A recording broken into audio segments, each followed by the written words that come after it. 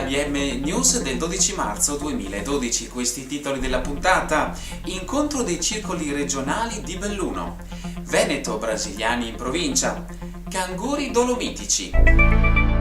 Lunedì 5 marzo, nella sede dell'Associazione Bellunesi nel Mondo, si sono incontrati i circoli regionali operanti a Belluno, al fine di rinnovare rapporti di collaborazione e di operatività per promuovere e realizzare insieme delle iniziative, soprattutto di carattere culturale.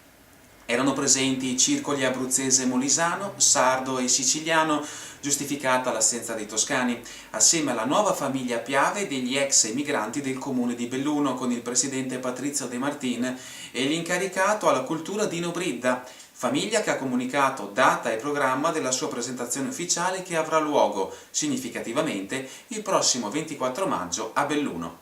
Coordinata dalla vicepresidente dell'ABM Patrizia Burigo, la riunione ha dimostrato la volontà e l'entusiasmo di operare insieme, per cui sono state ipotizzate varie attività che saranno meglio definite nei prossimi incontri.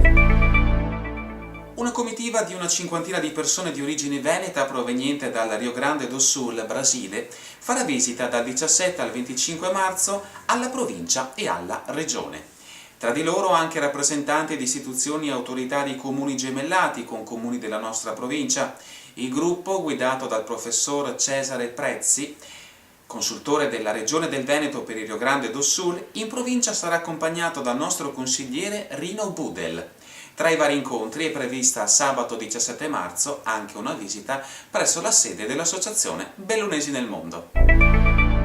Con questa scherzosa definizione, Christian Bressan, insegnante del Polo Scolastico Valboite, ci scrive della perfetta acclimatizzazione e del grande entusiasmo con cui i 15 studenti dell'Istituto Cortinese stanno vivendo il loro soggiorno presso il John Paul College di Frankston, Melbourne, Australia.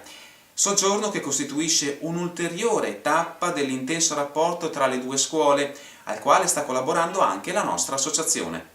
Nell'occasione, improntati a grande amicizia e in un clima di festa, i momenti vissuti insieme ai bellunesi e ai veneti di Melbourne con il presidente Valerio Fava.